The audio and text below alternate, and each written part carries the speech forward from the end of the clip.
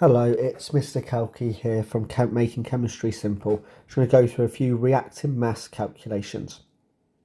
I'm assuming that you already understand what a mole is and the basic mole equation, which is simply moles equals mass divided by relative formula mass. I'll be using these in my table. If you're not too sure about these, please watch one of my other videos that talks through what a mole is and how we can use this equation. So the question we've got is calculate the mass of oxygen needed to react 10 grams of calcium to form calcium oxide. So they were nice enough in the question to give us this equation. However, in your answer, I would always start by rewriting out this equation. This means you know exactly what's going on and you can use it as a top line of your table. So the table, as long as it's written in the same order every single time, it's nice and easy. So the first one is ratio, then mass, then relative formula mass, which I'm just going to use MR to represent, and then moles. So turn it into a little table. Right, the ratio is possibly the easiest part of this table, as long as you can balance a symbol equation, because it's just the number in front when you're balancing a symbol equation. So here I've got 2 lots of Ca, so I just put a 2. Here I've got 2 lots of CaO, so I just put a 2. Please remember, if there's no number, it means you've got 1 lot of it. Right, now I'm going to read my question. So calculate the mass of oxygen needed to react 10 grams of calcium to form calcium oxide. So in my question, they have given me 10 grams of calcium. So I'm going to write in 10 in my calcium part that goes in the mass. I've also then been told they want me to calculate the mass of oxygen. So what I do is I put a little question mark to remind me which box I actually need to fill in. So that's all the information I can get from using the question. So now for me to be able to calculate the mass of oxygen, I use this table. So before I can calculate anything, I need to be able to calculate moles.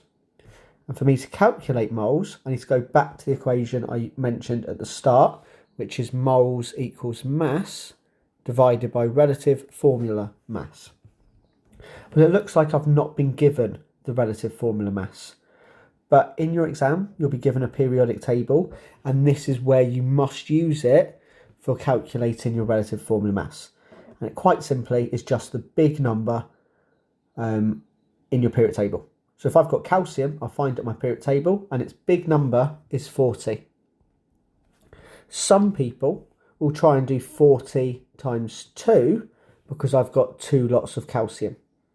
However, whenever you're doing your relative formula masses, please ignore the big number in front. So this relative formula mass of calcium is 40.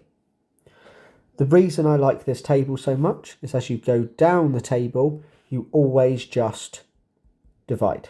So 10 divided by 40 is 0.25 moles.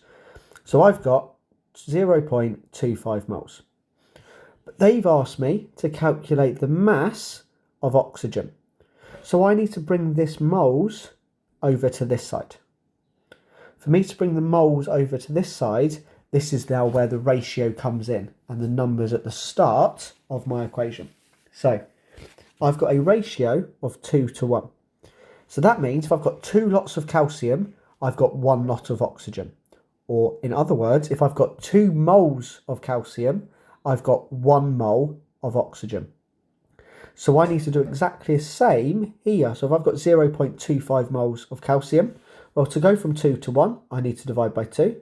So I'm going to divide this number also by 2. It's give me 0.125. They've given me now, in my question, I want to calculate mass. So to calculate mass, I need to rearrange this equation over here to give me mass equals moles times MR.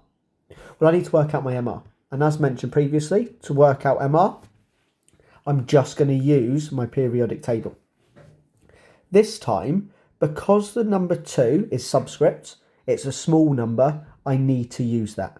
So for me to work out my relative formula mass of oxygen, I'm going to do 16, the big number for oxygen, times 2, which is simply just 32.